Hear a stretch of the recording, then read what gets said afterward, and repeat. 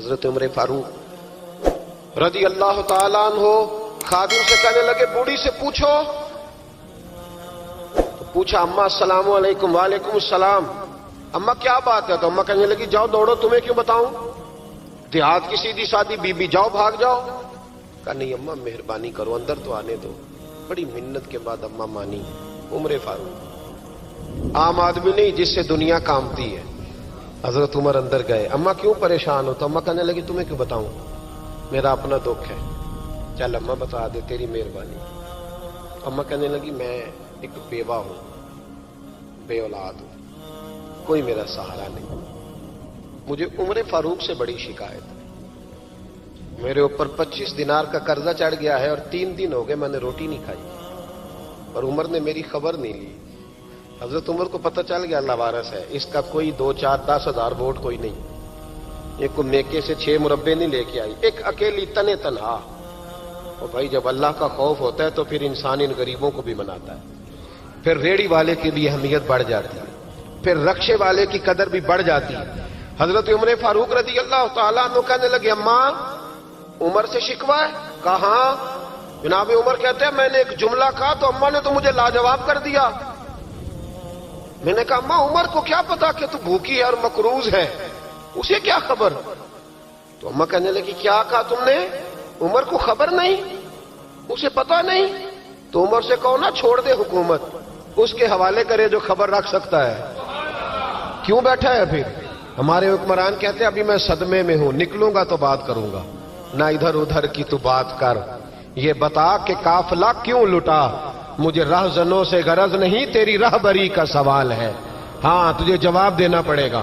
حضرت سیدنا عمر فاروق رضی اللہ تعالیٰ عنہ سے اماں کہنے لگی نہیں خبر رکھ سکتا تو حکومت کیوں کرتا ہے، چھوڑتا کیوں نہیں؟ تو حضرت عمر کہتے ہیں میں کانپنے لگا. دوڑے گئے جناب عمر. میں نے کہا اس اماں کا 6000 ووٹ نہیں کہ اس کی قدر کی جائے.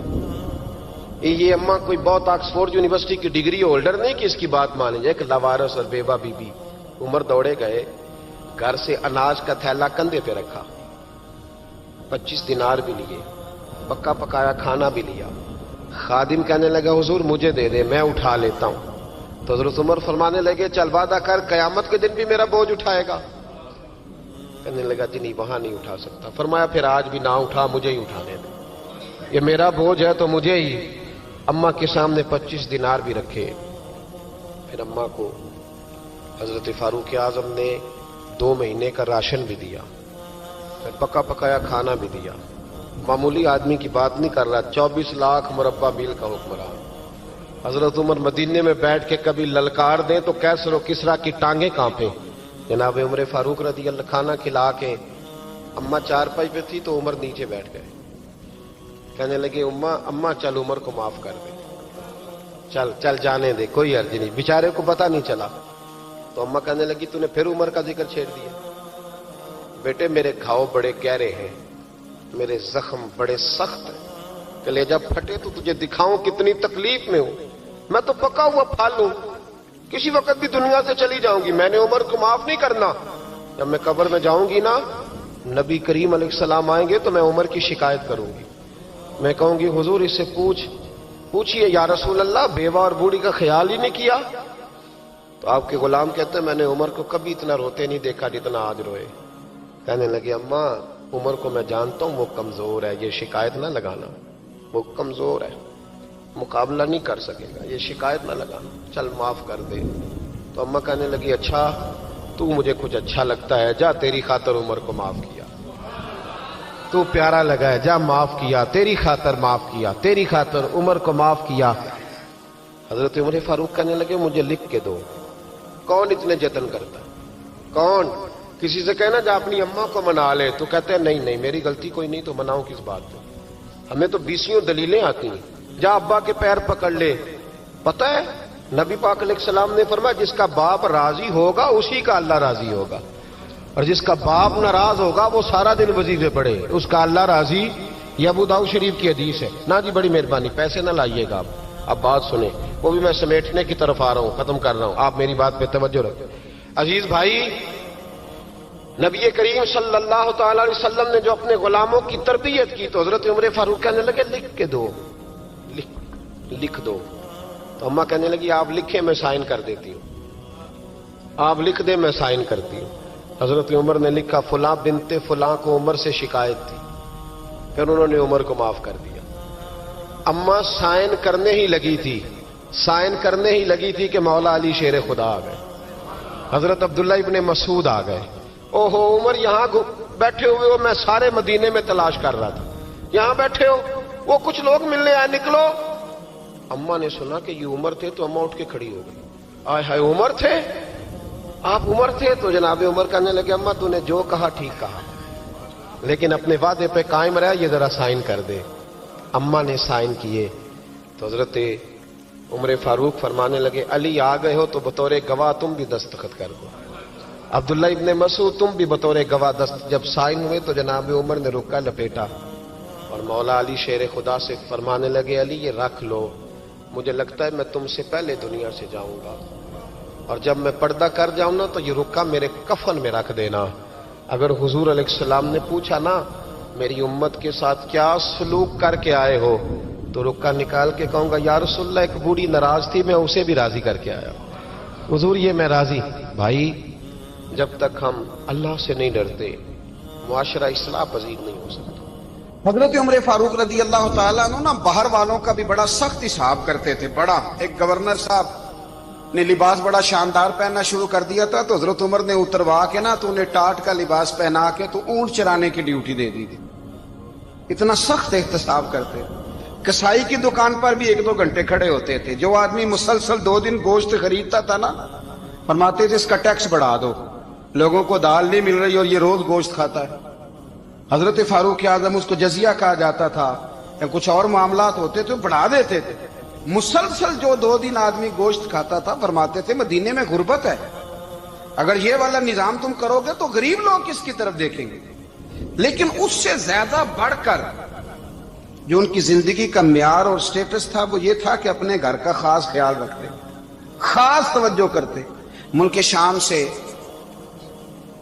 और ईरान से कुछ लोग आपकी खिदमत में आए तो वहां से कुछ कनीजें भी आईं, उनके बादशाह पैगाम लेके। शाह ईरान की कनीज को मलका ने कहा कि ना हजरत उमर की जौजा को देख के आना जरा किस तरह की है। हमारे मुल्क में क्या कहते हैं खातूने अव्वल जी, खातूने बाकी सारे दोनों में खातूने अव्वल, जरा खातूने अव्वल को देख के आना। तो वो जब आई ना घर में मिलने तो कहा कि मुझे मेरी मलका ने कहा था कि उमर की जौजा से अहलिया से मुलाकात करके आना। तो हजरत उमर की अहलिया ने ना एक जोड़ा कपड़ों का दे दिया मलका के लिए और एक खुशबू की शीशी दे दी।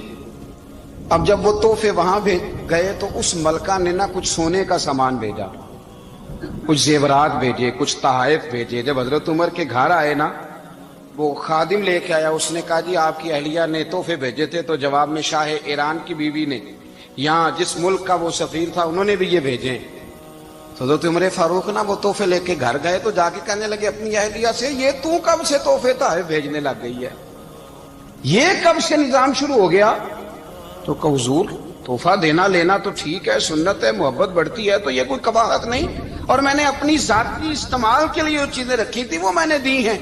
तो हज़रत उमर फारूक रदी अल्लाह तआला अन्हु फरमाने लगे हमने किसी मुल्क के साथ और उसके बादशाह के साथ जाती ताल्लुक नहीं बनाना, ताल्लुक जो भी बनेगा रसूलुल्लाह के दीन की बरकत से बनेगा। जाती रिश्ते नहीं हमने कायम करने। जाती आपके मुल्क की जो एयरलाइन जिसका हर साल खसारे का ढंढोरा पीटा जाता है ना, वो हमारे बादशाह साहब और सदर साहब अगर गैर मुल्कियों को घोड़ा कभी भेजना हो ना, घोड़ा, तो पूरा एक जहाज घोड़ा लेके तोहफे में जाता है। पूरा जहाज गरीब कौम का ये सरमाया, और कौम बड़ी बादशाह है, लाइनों में लाके वोट देती है। 2 काम हमेशा लाइन में लाके करने, एक बिल लाइन में लाके जमा कराना है और एक वोट लाइन में लाके, ताकि फिर पूरे 5 साल लाइन में ही लगे रहें। मर्जी से आप वोट देना, पर जो बात दुरुस्त है उसको सुनो। हजरत उमर फारूक रदी अल्लाह तआला अन्हु ने अपनी अहलिया से पूछा कितने का था वो तेरा जोड़ा और खुशबू की शीशी? उन्होंने कहा 3 दिनार की। फरमाया ये 3 दिनार तेरे और बाकी जो तोहफे आए हैं वो तू खुद कह, क्योंकि उसने तेरे नाम भेजे हैं। तू कह कि मैं माले गनीमत में देती हूं, तू कह मैं मुसलमानों को कह تو زوجہ ہنس پڑی، کہنے لگی میں نہ بھی کہوں تو مجھے کہنا تو پڑے گا ہی، کہنا تو میں نے ہے ہی، کیونکہ سامنے عمر فاروق ہے، لہذا پر میں کہہ دیتی ہوں میں نے دیا خزانے کو۔ حضرت عمر نے جمع کرا لیا۔ میں یہ کیا بات ہوں، میرے گھر والے جو مرضی کریں، ان کا معیار زندگی جس طرح کا مرضی ہو۔ اور حضرت عمر ایک جملہ کہا کرتے تھے، اللہ کرے کہ یہ باتیں اس دور حاضر میں ہماری سمجھ میں آئیں۔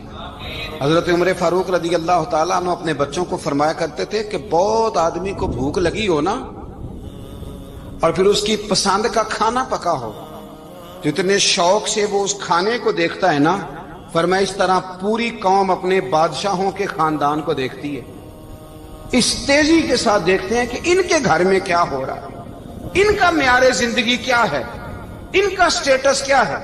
سیدنا فاروق اعظم رضی اللہ تعالی عنہ نے اپنے گھر کے اندر اپنے بچوں، آپ کے بچے دونوں کاروبار کے لیے مصر گئے، تو وہاں کے گورنر صاحب نے لوگوں سے، ایک بہت بڑا قافلہ گیا مدینے سے مصر تجارت کے لیے، جاتے ہیں نا آج بھی قافلے کئی ملکوں میں، تو یہ گئے تجارت کے لیے، تو حضرت عبداللہ ابن عمر، حضرت عبید اللہ ابن عمر، حضرت عمر کے دونوں بیٹے گئے، جناب عمر فاروق کے بچے جب وہاں پہنچے تو مصر کے گورنر نے نا لوگوں کو تعارف کرایا کہ یہ عمر فاروق کے بیٹے ہیں، یہ حضرت یہ چودھری کے بیٹے کو کون بتاتا ہے کہ تو چودھری کا بیٹا ہے؟ باہر والے بتاتے ہیں، گھر والے جی، اور سیٹھ صاحب کے بیٹے کو کون بتاتا ہے کہ تو سیٹھ صاحب کا بیٹا ہے؟ اور مالک کو کون بتاتا ہے کہ تو مالک کا بیٹا ہے اور یہ کرایہ دار ہے؟ یہ کون بتاتا ہے؟ یہ سوچ ہم دیتے ہیں بچوں کو، چودھری اور کمی کی سوچ، امیر اور غریب کی سوچ، مالک اور کرایہ دار کی سوچ، گھر کے مالک کی اور کام کرنے والے کی سوچ، یہ ہم دیتے ہیں، یاد رکھنا، یہ ہم دیتے ہیں، یہ ہمارا مزاج ہے، یہ باہر سے نہیں آتی۔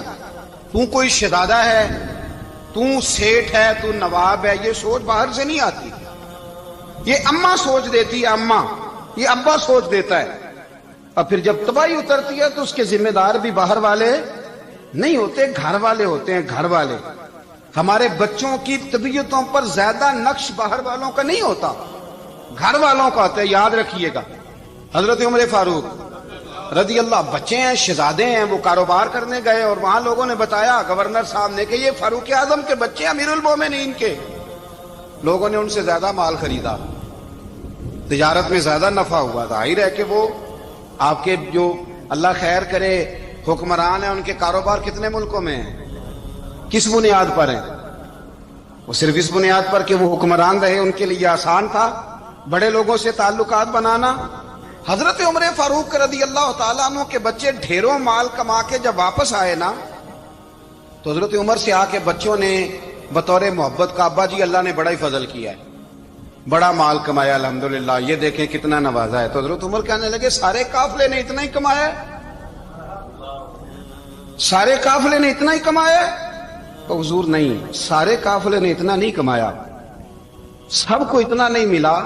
وہ تو وہاں گورنر صاحب نے لوگوں کو تعارف کرایا تھا کہ یہ عمر کے بچے ہیں، تو لوگوں نے پھر ہم سے بڑا ہی خریدا۔ تو حضرت عمر فرمانے لگے ٹھیک ہو گیا، میں بات سمجھ گیا، اس طرح کرو، جو تمہاری اصل زر تھی نا، جو راز تھی، وہ رکھ لو، اور باقی سارا مال مال خزانہ میں جمع کرا دو، اس لیے کہ یہ تم نے تجارت نہیں کی، یہ تم نے اپنے باپ کا نام بیچا ہے، یہ تم نے امیر المومنین کے بیٹے ہونے کا فائدہ اٹھایا ہے۔ فرمایا یہ تمہارا نہیں حق، یہ مسلمانوں کا ہے، اس لیے کہ یہ مال تم نے محنت سے نہیں کمایا، یہ باپ کی کرسی کا فائدہ اٹھایا ہے۔ اور فرمایا اگر تم نے مال جمع نہ کرایا تو میں مال بھی لے لوں گا زبردستی، اور کوڑے بھی ماروں گا، ڈبل سزا دوں گا، مرضی سے جمع کراؤ گے تو کوڑوں سے بچ جاؤ گے۔ بڑے بیٹے نے تو جمع کرا دیا، تو چھوٹا تھوڑا پریشان ہوا، تو حضرت عبداللہ ابن عمر چھوٹے کا ماتھا چوم کے کہنے لگے بیٹے چپ کر کے جمع کرا، یہاں بھی فخر کر کے ہم عمر کے بیٹے ہیں، اور قیامت میں بھی فخر کریں گے کہ ہم فاروق اعظم کے بیٹے ہیں، یہاں بھی ناز کریں گے اور وہاں بھی ناز کریں گے کہ عمر کے بچے ہیں۔ ہمارے باپ نے خود بھی حلال ہی کھایا ہے، اور جب ہماری کمانے کی باری آئی ہے تو ہمیں حکم بھی حلال کھانے کا دیا۔ بھائی ہمارا مزاج نہیں، بچہ جب لے کے آتا ہے 2 لاکھ روپیہ تو کبھی پوچھا کہاں سے آیا ہے؟ جب وہ پہلے دن غلط دوستوں کے پاس جا کے بیٹھتا ہے تو کبھی نکالا ہے گھر سے اسے؟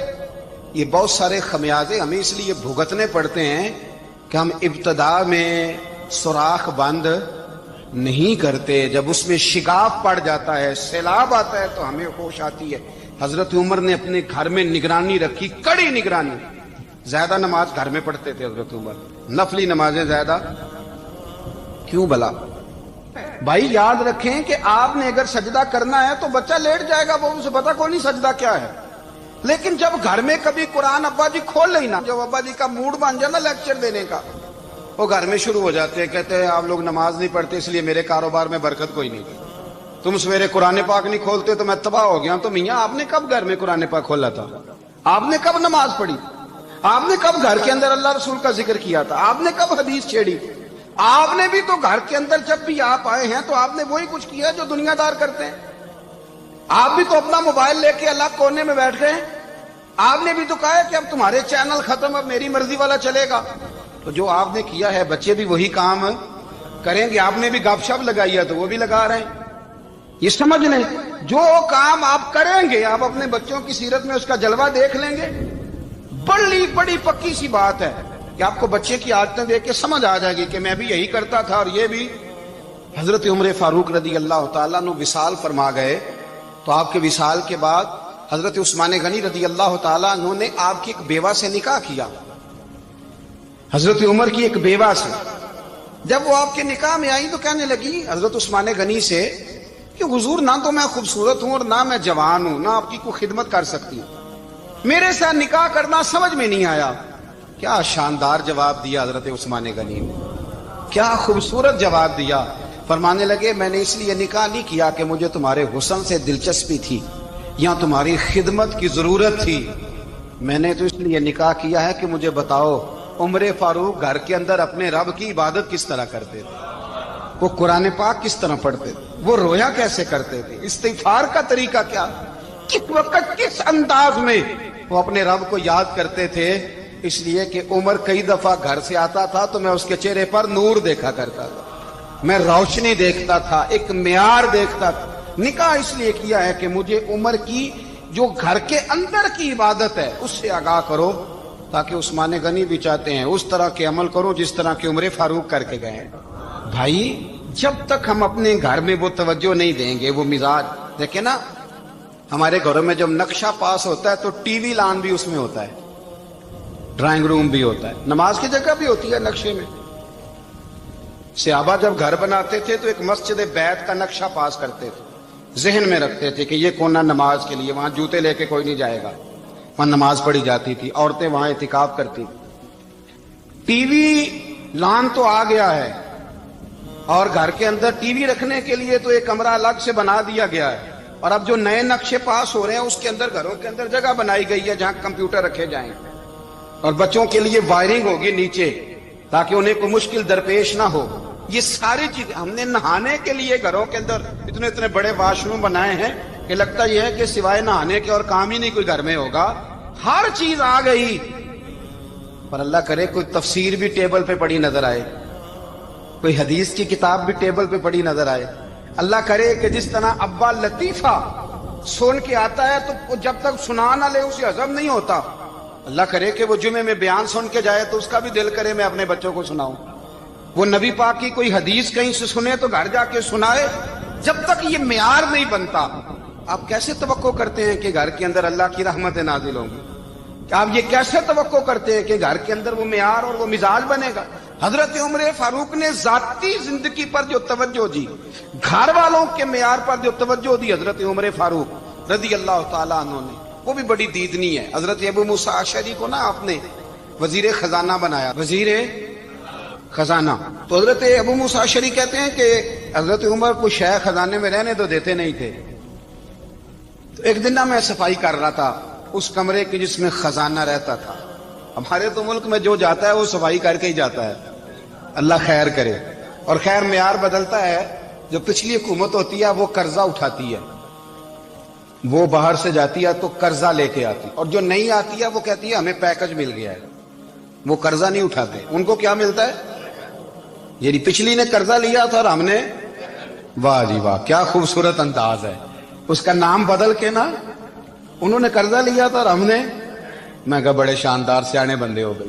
اور اللہ تعالیٰ خیر فرمائے، ہمارے جو بڑے شاندار قسم کے دوست ہیں نا، شاندار، جن کا ادب سے نام لیتے ہیں، وہ عرب کے بادشاہ ہیں۔ ہم تو عرب خالی کہتے بھی نہیں، عرب شریف کہتے ہیں، عرب شریف۔ انہوں نے پتہ کیا کیا ہے؟ انہوں نے اس طرح کیا ہے کہ جو کشمیریوں کا قاتل تھا نا، اس کے گلے میں میڈل ڈال دیا ہے۔ یہی کام وہ کرتے رہتے۔ انہوں نے پہلے انہیں بلا کے مندر بھی بنوائے تھے، ہمیں کوئی شکوہ نہیں، ان کی زمین ہے، اللہ تعالیٰ توفیق عطا کرنے والا ہے، پر خیال یہ تھا کہ چلو کشمیریوں کے زخموں پر نمک نہ چھڑکتے، 2 مہینے انتظار کر لیتے، کچھ حالات سنور جاتے، کچھ تھوڑا انتظار۔ ہیں ہمارے دوست، ہمارے وزیر اعظم صاحب جب جاتے ہیں تو وہ پھولوں کا ہار ڈالتے ہیں ہمارے دوست، لیکن انہیں وہ حدیث یاد نہیں کہ نبی پاک علیہ السلام نے فرمایا جب میرے مومن کو تکلیف ہوتی ہے تو مجھے بھی گنبد خضرا میں تکلیف ہوتی ہے۔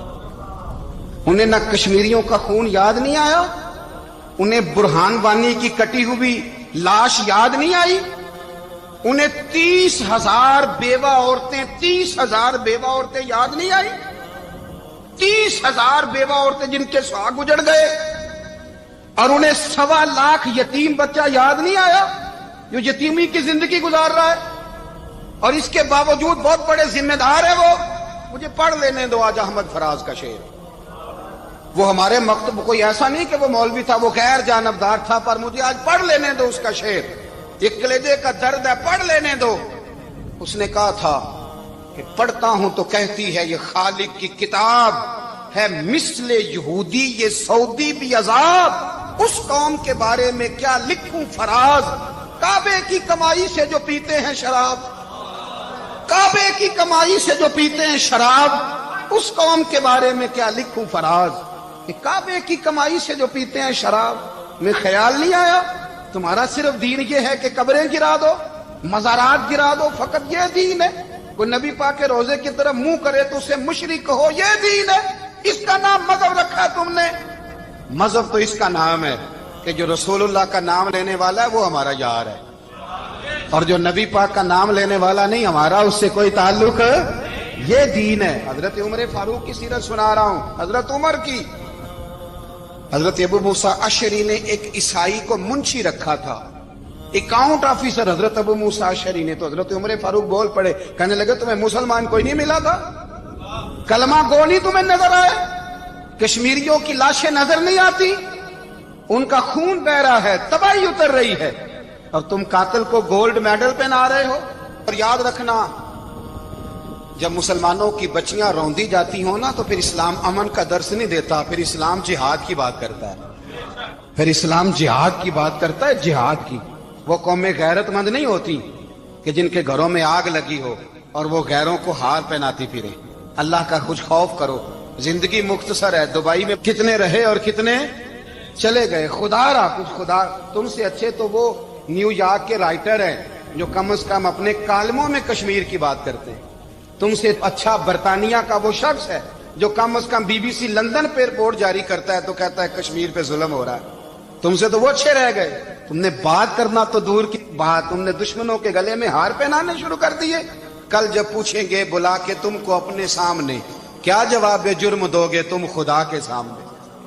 بڑی تکلیف ہوئی، بڑی تکلیف ہوئی۔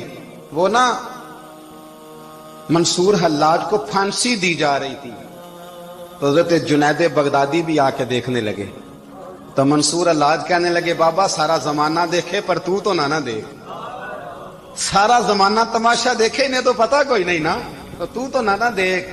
عرب شریف والو، ٹرمپ اسے انعام دیتا تو تکلیف کوئی نہیں تھی، ملکہ وکٹوریا اسے انعام دیتی تو تکلیف کوئی نہیں تھی، پر تم تو نہ ایسا کرتے، تم تو اپنے تھے، تم تو کلمہ گو تھے، تم تو یہ ظلم نہ کرتے، تم تو یہ حرکت نہ کرتے۔ میں کہتا ہوں ٹھہر ہی جاتے، جانا نہیں دنیا سے، اللہ کے حضور حاضر نہیں ہونا۔ جب رسول اللہ قبر میں آئیں گے تو کیا جواب دو گے؟ خدا را، حضور نے فرمایا تھا گناہ روک نہیں سکتے تو دل میں ہی برا جان لو، ذالک اضعف الایمان، یہ کمزور ایمان ہے، کم از کم اتنی حد تک تو آ جاؤ، دشمن سے گلے تو نہ ملو۔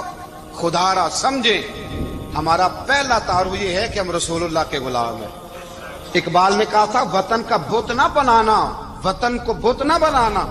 اقبال کہنے لگے ان تازہ خداؤں میں بڑا سب سے وطن ہے، جو پیرہن اس کا ہے وہ مذہب کا کفن ہے، اس لیے کہ بازو تیرا توحید کی قوت سے قوی ہے۔ اسلام تیرا دیس ہے، اسلام تیرا دیس ہے، کیونکہ تو مصطفی ہے، تو نبی پاک والا ہے، مصطفیٰ والا۔ اسلام تیرا دیس ہے، تو مصطفی ہے۔ امریکہ میں جو مسلمان رہتا ہے ہمارا بھائی ہے، اور پاکستان میں جو مرزائی رہتا ہے اس سے ہمارا کوئی تعلق نہیں ہے۔ حضرت عثمان غنی نے اپنے چچا کے بیٹے سے کہا تھا کہ تو کلمہ نہیں پڑھتا تو تیرا میرا رشتہ کوئی نہیں۔ بلال حبش سے آیا ہے پر میرے نبی کا غلام ہے تو سگے بھائیوں سے بھی آگے ہے۔ ہزاروں قومیں وجود میں آئیں دہر میں خشک و تر کے رشتے سے، پر ہم نے بنیاد دوستی رکھی یاد خیر البشر کے رشتے سے۔ اپنی ملت پر قیاس اقوام مغرب سے نہ کر، خاص ہے ترکیب میں قوم رسول ہاشم۔ کچھ خیال کرے، پہلا تعارف دین ہے، اگر دین نہیں تو پھر کسی وطن کی کوئی ضرورت۔ اس لیے کہ پاکستان کا تصور اقبال نے پیش کیا نا، تو اقبال کہنے لگے ان تازہ خداؤں میں بڑا سب سے وطن ہے جس کو تم بت بنا کے پوجتے ہو۔ ہمارا وطن تو ہمیں جان سے زیادہ پیارا ہے، پر پہلے پاکستان نہیں، پہلے اسلام، پہلے اسلام تیرا دیس ہے، تو مصطفی ہے۔ تو آمدام برسر مطلب حضرت عمر فاروق رضی اللہ تعالی عنہ، حضرت سیدنا ابو موسیٰ اشعری کہتے ہیں کہ میں نے نا صفائی کی، مال غنیمت کی میں نے صفائی کی، تو ایک دینار مجھے نا کہیں پڑا ہوا مل گیا، تو فرماتے ہمیں اجازت ہوتی تھی کہ ایک آدھ دینار ہم اپنی مرضی سے کہیں خرچ کر سکتے۔ تو حضرت عمر کے بیٹے گزر رہا تھا، تو حضرت ابو موسیٰ اشعری کہتے ہیں میں نے صفائی کی تو ایک دینار نکلا، تو میں نے وہ ایک دینار نا حضرت عمر کے بیٹے کو دے دیا۔ میں نے کہا لو بیٹا اپنے چچا کی طرف سے تحفہ۔ تو گھر جا کے انہوں نے حضرت عمر کو بتایا کہ چچا نے پیسے دیے ہیں، چھوٹے بچے تھے۔ حضرت عمر نے حضرت ابو موسیٰ اشعری کو بلا لیا اور بلا کے فرمانے لگے میں تو تمہیں اپنا دوست جانتا تھا اور تو نے میری اولاد کو ہی دنیا دار بنانا شروع کر دیا، میرے بچوں کو ہی تم نے دنیا دار پیسوں پہ لگانا شروع کر دیا، میں تو تمہیں یار سمجھتا تھا۔ فرمایا تمہیں چاہیے تھا میرے بیٹے کو نصیحت کرتے کہ بیٹا پیسوں سے رب راضی نہیں ہوتا، اس کی رضا والے کام کیے جائیں تو رب راضی ہوتا ہے۔ اور فرمایا تمہیں کوئی اور گھر نہیں ملا تھا تباہ کرنے کے لیے، میرا ہی گھر ملا تھا، اٹھاؤ اپنا دینار اور خبردار آج کے بعد میرے بچوں کے ساتھ یہ والی نیکی نہ کرنا۔ اور ہمارا کیا سٹیٹس ہے، دوستی ہے یہ اس سے جو تحفے زیادہ دے، جو بچوں کو خراب کرنے میں مدد زیادہ کرے اس کے ساتھ یہ رہنا۔ حضرت عمر نے گھر پہ اور سب سے بڑھ کر اپنی ذات پہ توجہ کی۔ حضرت ابو مالک رضی اللہ تعالیٰ عنہ کہتے ہیں میں عمر کے پیچھے پیچھے ایک باغ میں گیا، اکثر اس باغ میں جایا کرتے تھے، اور عمر جا کے نا تو درخت کے نیچے بیٹھ گئے اور فرمانے لگے وہ امیر المومنین اللہ سے ڈر جا، ورنہ جس رب نے حکومت دی ہے وہ عذاب بھی بڑا دے گا، ڈر جا رب سے۔ کبھی ساری زندگی حضرت عمر نے اپنا کوئی تعارف نہیں کرایا، کبھی نہیں۔ ایک بندے نے آپ کے سامنے تعریف کر دی آپ کی تو فرمانے لگے تو خود بھی ہلاک ہوا اور مجھے بھی ہلاک کر دیا، کیا ضرورت پڑی ہے میری تعریفیں کرنے کی، اتنی دیر میری تعریف میں لگائی، اللہ کا ذکر کرتا رب تجھے ثواب دیتا، حضور پہ درود پڑھتا تو رب تیرے اوپر رحمتیں نازل کرتا، کس چکر میں ہے؟ آج جتنا اچھی کوئی خوشامد کرے اتنی اچھی وزارت ملتی ہے، جتنی اچھی اس کو جو ہے وہ چاپلوسی کرنی آیا درجہ بھی اسے اتنا ہی اچھا ملتا ہے۔ حضرت عمر فاروق رضی اللہ تعالیٰ عنہ آپ کے بیٹے کہتے ہیں، صاحب فتوح الشام نے لکھا ہے، آپ کے صاحبزادے کہتے ہیں میں نکلا تو میرے ابا جی نا اپنی پشت پر مشکیزہ رکھ کے کنویں سے پانی بھر کے آ رہے، میں دوڑ کے آگے گیا، میں نے کہا ابا جی مجھے دے دے۔ فرمانے لگے بیٹا تیرا کیا خیال ہے، کوئی اور نہیں تھا مشکیزہ بھر کے لانے کے لیے، تیرا کیا خیال ہے؟ کہا ابا جی بڑے لوگ تھے پر آپ کیوں اٹھا رہے ہیں؟ فرمانے لگے نفس نا ذرا میرا بڑا ہو گیا تھا، اسے ذرا ذلیل کر رہا ہوں، ذرا اپنا محاسبہ کر رہا ہوں، یہ مجھے کہہ رہا تھا تو بڑی چیز ہے، تو میں نا ابھی مشکیزہ گھر رکھ کے آؤں گا، پھر تیری ماں نے مجھے کہا ہے کہ گھر میں لکڑیاں کوئی نہیں جلانے کے لیے، پھر میں جنگل سے لکڑیاں کاٹ کے لاؤں گا۔ اب میں امیر المومنین بن کے نا تو میرا نفس تھوڑا بڑا ہو گیا۔ اب یقین کریں ہمارا ہاضمہ خراب ہو جاتا ہے جب تک ہمارا تعارف صحیح نہ ہو، ہمارا تعارف ٹھیک نہ ہو، میں یہ ہوتا ہوں میں وہ ہوتا ہوں، چھوڑ مٹی دیں تے مٹی رہنا ہی، مٹی دیں تے مٹی دیں تے مٹی رہنا ہی، ایویں کادی بلے بلے اج مٹی دے اتے بندیا تے کل مٹی دے تھلے، مٹی دیں تے मिट्टी रहने कादी बल्ले, मुझे पूछ लो, मुझे जान लो, मेरा नाम ले लो, मैं भी आया हूं, मैं भी होता हूं, मेरा भी ये तज़किरा है। मैं बदकार पुराना खादम, किसे दर मिली न ढोई, ये ते वासफ यार ने नजर जो की थी ते वासफ वासफ ही हुई। ये तो बड़ी बात की बात है, तो बात की बात है साहब, वरना मन नानम के मन नानम, जो हम हैं उसका हमें पता तो है ना भाई। कभी भी ये जो जात का चक्कर है ना, मैं भी हूं, मुझे भी, ओ भाई याद रखो मैं कौन हूं। ये जो नाम नमूद और ये ख्वाहिशें और ये जो वकार, ये तो कमजोर लोगों का तरीका है। जिसको अपना तारुफ कराना पड़ गया, उससे भी ज्यादा कमजोर कोई है। फोटो में दिखाता फिरता है फलाने के साथ फोटो, फलाने, तो कमजोर बंदे ये काम करते। हजरत उमर फारूक, अल्लाह अकबर, हजरत उमर जैसा बंदा, 24 लाख मुरब्बा मील का हुक्मरान, और शाह रूम को खत लिख के कहता है मैं मिन्नत नहीं करता, मैं हुक्म देता हूं। ना तगड़ा बंदा। जंगे कादसिया के लिए हजरत साद बिन नबी वकास को भेजा, फुतूह शाम पढ़ के देखें। हजरत उमर बड़े परेशान हैं, इतने दिन हो गए कोई रिपोर्ट ही नहीं आई। अब तो मोबाइल है ना, तो एक एक मिनट की रिपोर्ट लें आप, बल्कि आप एक एक मिनट की फोटो लें आप, रिपोर्ट तो दूर रह गई। हजरत उमर फारूक रदी अल्लाह ताला अन्हु बड़े परेशान है कि कादसिया में हजरत साद बिन नबी वकास के साथ लोग जिहाद करने गए, रिपोर्ट कोई नहीं आ रही। इतने परेशान थे कि बाहर निकल के ना उस रास्ते पे बैठ जाते जो रास्ता कादसिया की तरफ से आता था। उस जो भी आता जाता पूछते जंग के क्या हालात हैं। उधर जब अल्लाह ने फतह दे दी ना, तो हजरत साद बिन नबी वकास रदी अल्लाह ताला उन्होंने ना एक कासिद को खत दे के भेजा, कहने लगे उमर के पास जाओ, उन्हें इत्तला दो कि अल्हम्दुलिल्लाह अल्लाह ने इस्लाम को फतह अता कर दी। ये हजरत उमर को जाके देना। वो बड़े परेशान होंगे। वो जो उस जमाने में इस तरह होता था कि कई दूर दूर से सहाबा जो दूसरे शहरों के मुल्कों के रहने वाले होते थे, वो भी आके शामिल हो जाते थे जिहाद में। कोई एक दफा मदीने आया, कोई 2 दफा आया, फिर अपने अपने इलाकों में। बहुत सारे लोगों ने ज्यादा दफा हजरत उमर को देखा भी नहीं था। वो जो कासद खत लेके आया था ना, उसने एक आध दफा देखा था, हजरत उमर बूढ़े हो गए, वो पहचानता नहीं था। मेरी बात की समझ आ रही है आप हजरात? उधर से वो खत लेके आ गया। हजरत उमर मदीने से बाहर निकल के उस रोड पे बैठे थे जो कादसिया से आता था। जब उस आदमी को आते देखा तो हजरत उमर उठ के खड़े हो गए, फरमाने लगे कादसिया से आ रहे हो? वो क्या कहता है? फटे पुराने कपड़े, टूटे हुए जूते, सर पे पुरानी पगड़ी। कहने लगे गुलाम मदीने के रहने वाले हो? हजरत उमर कहने लगे हाँ मदीने का हूं। कहा मैं कादसिया से आया हूं, अल्हम्दुलिल्लाह अल्लाह ने इस्लाम को फतह दे दी है, अल्हम्दुलिल्लाह कुफर की कमर टूट गई है।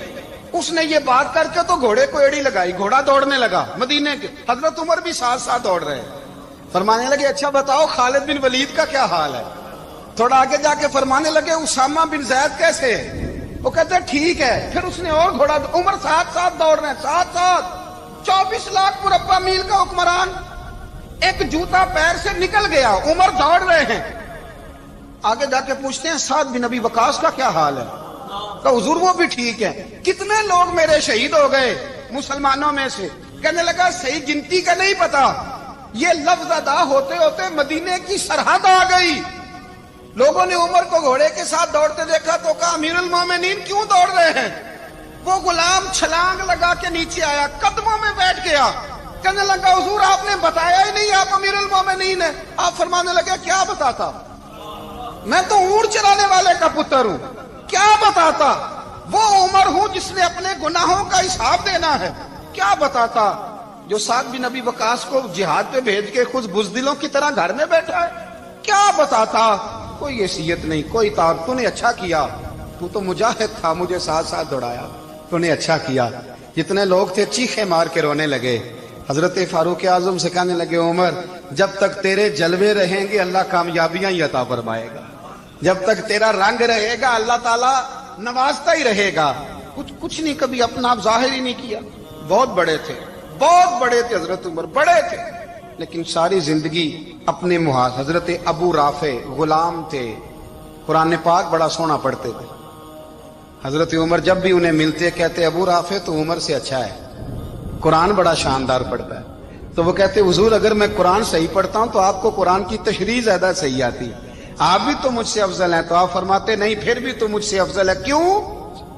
इसलिए कि तू अपने गुलाम अपने आका की नौकरी भी ठीक करता है और रब की इबादत भी ठीक करता है। اور مجھے خالص صرف عبادت کرنی ہوتی ہے وہ بھی ٹھیک نہیں کر پاتا. ساری زندگی اپنا محاسبہ، ساری زندگی اپنے گریبان میں دیکھا، ساری زندگی اپنے آپ کو پرکھا، اپنے آپ کو ٹٹولا. 62 سال عمر بیت گئی. حضرت حذیفہ بن یمان ایک صحابی تھے. میرے نبی کریم علیہ السلام نا ان سے راز کی باتیں کرتے تھے. ہر بندے کا ہاضمہ ٹھیک نہیں ہوتا، سب سے راز کی بات نہیں کرنی چاہیے. حضرت حذیفہ بن یمان کہتے ہیں حضور راز کی باتیں بتاتے ہیں. مدینہ منورہ میں جو منافقین تھے ان کی لسٹ بھی نبی پاک نے حضرت حذیفہ بن یمان کو دی تھی. جب کوئی مشکوک آدمی مر جاتا نا تو صحابہ کہتے ہیں ہم دیکھتے اگر حضرت حذیفہ نے جنازہ پڑھا تو ہم بھی جنازہ پڑھ لیتے. نبی پاک نے بھی کچھ جنازے نہیں پڑھے. ترمذی میں ہے فرمایا عثمان سے جو بغض رکھے اس کا جنازہ نہیں پڑھیں گے. حضرت حذیفہ بن یمان اگر جنازہ پڑھتے تو لوگ پڑھتے، وہ نہ پڑھتے تو لوگ جنازہ نہ پڑھتے. حضرت حذیفہ بن یمان کہتے ہیں جناب عمر فاروق کی خلافت کے آخری ایام تھے، کچھ دنوں کے بعد وہ شہید ہو گئے. فرماتے آدھی رات کا وقت تھا، میں گھر میں سویا تھا بڑا بے فکر، اچانک میرے دروازے پہ دستک ہوئی، میں گھبرا کے اٹھا. اتنی رات کو کون آیا؟ کہتے ہیں قربان جاؤں دروازے پہ گیا تو امیر المومنین فاروق اعظم دروازے پہ. میں نے کہا عمر کوئی حکم تھا تو مجھے بلا لیتے. کہنے لگے میں نا امیر بن کے نہیں آیا، تیرا ویر بن کے آیا ہوں. امیر المومنین کی حیثیت سے سرکاری کام سے بلاتا تو وہاں بلاتا، مجھے ایک ذاتی کام پڑ گیا. کہتے میں نے عمر کو گھر کی اندر بلا کے چارپائی پہ بٹھایا. میں نے کہا حضور میں غریب آدمی ہوں، میں کیا آپ کے کام آ سکتا ہوں؟ تو کہتے ہیں انہوں نے نا مجھے ساتھ بٹھا لیا، پھر میرا ہاتھ پکڑ لیا. کہنے لگے تو عمر کو جانتا ہے؟ عمر جھوٹ نہیں بولتا. تو جانتا ہے؟ عمر وعدوں کا پکا ہے. کہا حضور جانتا ہوں. کہا میں اس وقت آیا ہوں جب دیکھ بھی کوئی نہیں رہا. حضرت حذیفہ بن یمان کہتے ہیں پریشان ہو گیا، حضور پہلیاں نہ بجھوائے، مہربانی کر بتائیں کدھر آئے ہیں. حضرت عمر فاروق فرمانے لگے 62 سال کا ہو گیا ہوں، 63 میں چل رہا ہے، داڑھی سفید ہو گئی ہے، ال پک گیا، اٹھ فریدا ستیا، داڑھی آ گئی پور، اگا نیڑے آ گئی، پیچھا رہ گئی دور. اب قبر اشر کا معاملہ صاف نظر آنے لگا ہے. کہا حضور مجھ سے کیا چاہتے ہیں؟ حضرت عمر رو پڑے. کہنے لگے آج میں عشاء کے بعد نکلا ہوں تو نبی پاک کے صحابہ مجھے نیک کہہ رہے تھے، پھر میں نے بچوں کی ماں سے اور بچوں سے بھی پوچھا ہے، وہ بھی مجھ سے راضی ہیں. پر حذیفہ تیرے ساتھ نبی پاک راز کی باتیں کرتے تھے، سچ بتا کہیں عمر کا نام منافقوں میں شامل تو نہیں؟ سچ بتا ان منافقین میں تو شامل نہیں، کہیں اوپر سے تو نہیں سارا کچھ؟ حضرت حذیفہ بن یمان کہتے ہیں میں باپ کے مرنے پہ اتنا نہیں رویا جتنا عمر کے سوال پہ رویا. میں قدموں میں بیٹھ گیا. میں نے کہا نہیں عمر یہ تو میں نے نہیں سنا، لیکن یہ میں نے نبی پاک سے ضرور سنا ہے کہ میرے بعد اگر کوئی نبی ہوتا تو عمر ابن خطاب ہوتا. یہ میں نے اپنے کانوں سے سنا ہے کہ عمر جس گلی سے گزرے شیطان رستہ بدل جاتا ہے. یہ میں نے اپنے کانوں سے سنا ہے کہ 950 سال حضرت جبریل جناب عمر کی شان بیان کریں تو پھر بھی بیان نہیں ہو سکتا. یہ میں نے ضرور سنا. دوستو ساری زندگی حضرت عمر نے اگر دوسروں کا محاسبہ کیا تو اپنا اور اپنے بچوں کا بھی کڑا خیال رکھا، اپنی ذات پر بڑی توجہ دی. جو لوگ اپنا بھول جاتے ہیں نا، ہمیں اپنی صحت کا بڑا خیال ہے لیکن اپنی روحانی زندگی کا کوئی خیال نہیں ہے، قلبی زندگی کا کوئی تصور نہیں ہے. آپ یقین کریں موٹا آدمی کمزور ہونے کے لیے جدوجہد کر رہا ہے، کمزور طاقتور ہونے کے لیے، لیکن جس کو کتنے دن بیت گئے اللہ رسول کی یاد میں رویا ہی نہیں، کتنے دن بیت گئے نہ سننے کو دل ہی نہیں چاہا، جسے مہینوں بیت گئے اور قرآن پاک کی طرف نظر ہی نہیں گئی، وہ فکر مند ہی نہیں. زندگی زندہ دلی کا نام ہے، مردہ دل کیا خاک جیا کرتے ہیں. بھائی حضرت عمر کی زندگی دور حاضر میں ہمیں یہ سبق دیتی ہے کہ کڑی نگرانی رکھو اپنے پودوں کی، کڑا خیال رکھو اپنے ذاتی باغ کا، اور یہ جو تمہارے دل کی دنیا ہے یہ تمہاری روح کی زندگی ہے، اس کا محاسبہ کرتے رہو. نبی کریم علیہ السلام نے فرمایا اپنا حساب خود کر لو قبل اس کے کہ تمہارا حساب کیا جائے. اپنا حساب بولیے، اپنا حساب. ہم ساری دنیا کا حساب کرتے پھرتے ہیں، کوئی کہاں سے کماتا ہے کہاں کھاتا ہے، پر اپنا حساب حضور نے فرمایا حساب کر لو قبل اس سے کہ تمہارا حساب مولا علی فرماتے ہیں نماز پڑھ لو قبل اس کے کہ تمہاری نماز پڑھی جائے، نماز پڑھ لو قبل اس کے کہ تمہاری، اپنا محاسبہ کریں، تھوڑا سا نا اوپر دائیں بائیں دیکھنے کی بجائے تھوڑی سی گردن جھکا کے نا، درویش کہتے ہیں برے بندے نو میں لبن ٹریا تے جگ تے ملیا نہ کوئی، اپنے اندر چاتی پائی تے میں تھوں برا نہ کوئی، تھوڑی سی نا تھوڑی سی اپنی طرف توجہ دیں۔ ہم نا بے چین وقت گزار رہے ہیں، بے قرار ہیں، بے سکون ہیں، سبب یہ ہے کہ ہم نے نا اپنا حساب کرنا